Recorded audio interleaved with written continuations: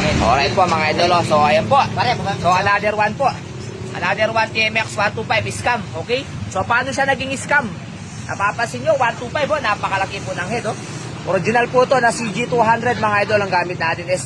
CG175. Sorry po, nasanay tayo sa 200. Original po ito na CG175 ha. Sugunyal, original na sugunyal 175cc. Original na cylinder block 175cc.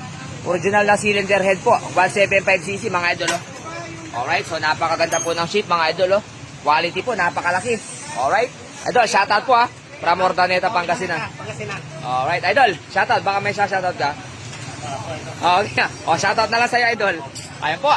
So, maulan po. Maulan. Ito, ano, Aerox. Aerox na baling langis. Okay?